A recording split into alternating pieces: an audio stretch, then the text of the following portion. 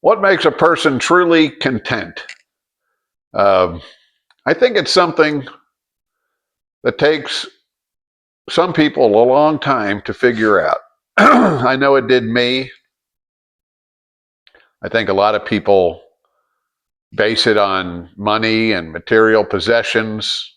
Uh, it's obvious with consumerism the way it is nowadays in the United States. Uh, it's almost like everybody's showing what they got uh, and what they can get, the biggest toys, the biggest truck, the fastest car. And I guess all that's fine, but I think there's something missing with it. And I think back to when I was younger, in my 20s, um, what I had then and what I have now. And monetarily, I had a heck of a lot less then than I have now. Um, I had a 65 Chevy pickup I bought for next to nothing, and it had a small block, short block that was balanced and blueprinted in it. From a That was done by a race builder where we lived. That the guy built it, and the guy that he built it for never came back to get it. I pieced together the rest of the engine with parts that I found. I kind of knew what I wanted, and back then you could get small block Chevy parts if you knew what you were looking for and build a pretty hot engine. Um, I got the big valve heads, a Holley single plane intake with 650 mechanical carb. And I'm not trying to turn this into a car video, but where I'm going with this is I got it going and running nice, and I had a cam I'd picked out for it, put it together, and it ran pretty good. And I experimented with it, and I was learning the whole time. I'm learning, I was working at a place that made high performance stuff, and I was able to, get stuff as parts came in and out and trade and, that kind of thing, because I didn't make much money. And I could see where the engine was lacking. So I I had a dual point distributor, which was kind of a pain in the butt to get set up just right. And it seemed like after 6,500 RPM, the engine, I couldn't get it to stop fluttering. So I got an HEI ignition, electronic ignition, put that on. All of a sudden, the engine would pull past 6,500. Then I got Hedman headers. Just a number of things. It was more of a tuning process after that, jetting the carburetor correctly. In any case, after I got it to where it was running just right, I instantly broke the transmission and shortly after blew the rear end apart.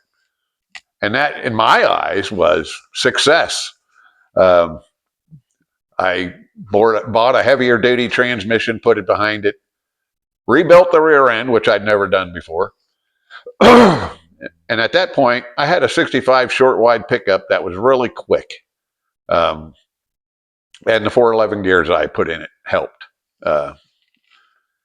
Where I'm going with this is, how quick was it? I'll never know. I never took it to the drag strip. I do know that I never lost a race against other guys, but I don't know what they were running, anything super special. But everything I'd done myself, and even though the truck was kind of rough looking, and the driveline in it was all like really good. I had a 78 T-Bird seat in it.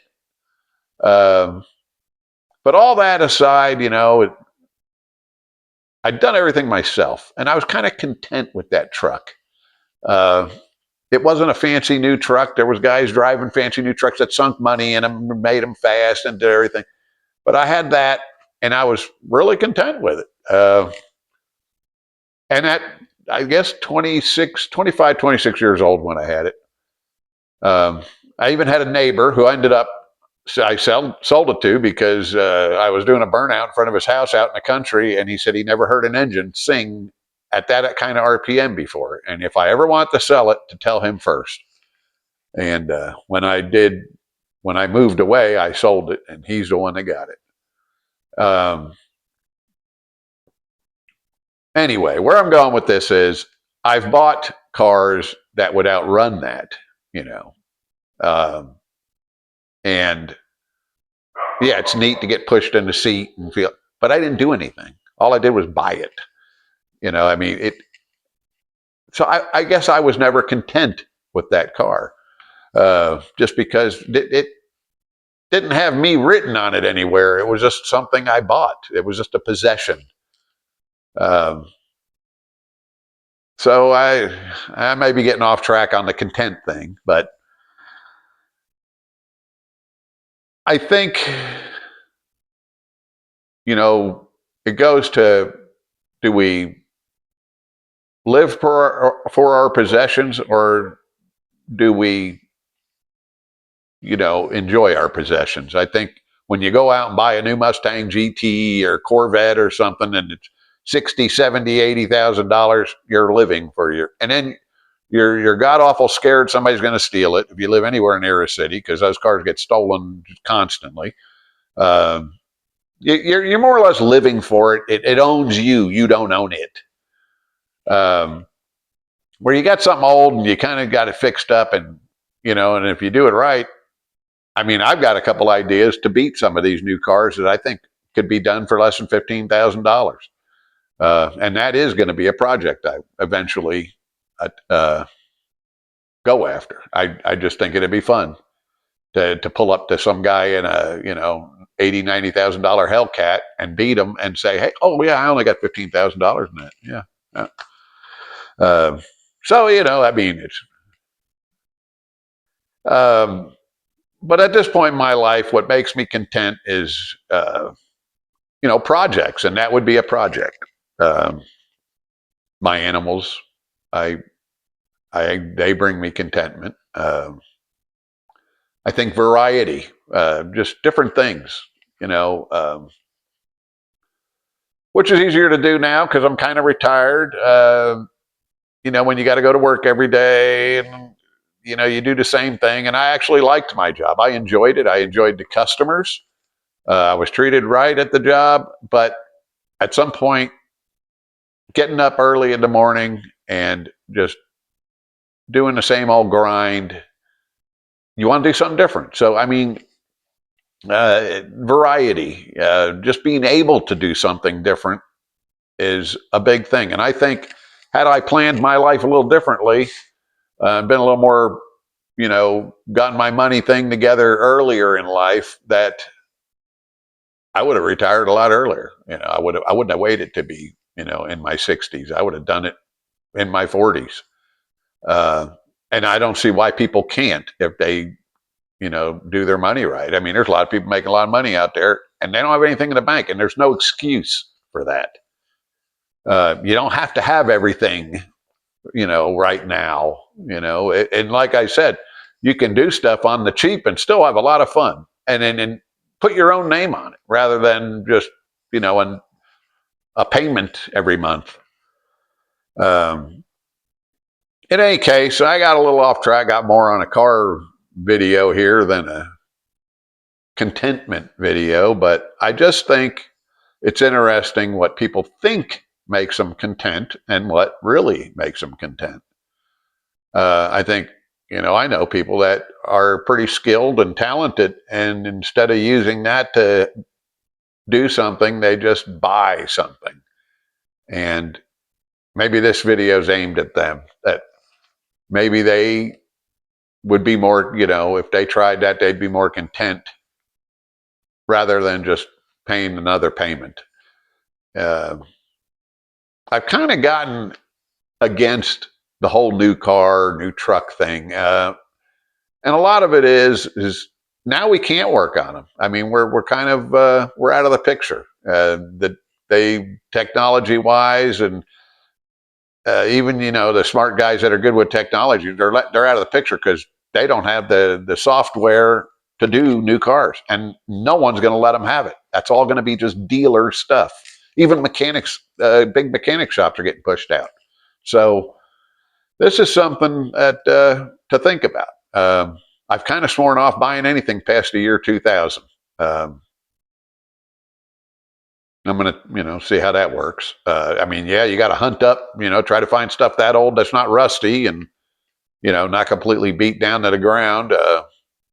Find something that's relatively solid and start from there. But the new stuff, I'm just turned off by it. And here I go off my contentment thing again, but it all relates in some way. I think, and I think a lot of people probably have stuff that they've let go that they enjoyed just to get the new latest thing, thinking that would make them content. And I've seen so many people buy something new, and it was a nice thing, but it's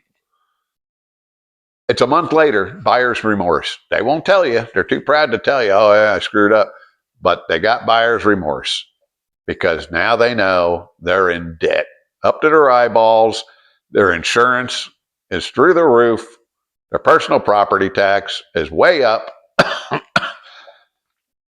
when, it's just a machine. It's nothing else. And yeah, it's nice. Oh yeah, but when you're living for it, it's not that fun. It's just not fun. It's better to start down cheap and work it up yourself. And then when it is done, not only you have less money in it, the insurance is cheaper. Your name's on it, and that makes a big difference. Anyway, I kind of got off track on this video, but I'm going to send it anyway, just because I think it sends a message that maybe some people will try to do their own thing instead of just buy the next new thing. Give somebody that idea. If it does that, then it was a good video. Anyway, thanks for watching. Like and subscribe.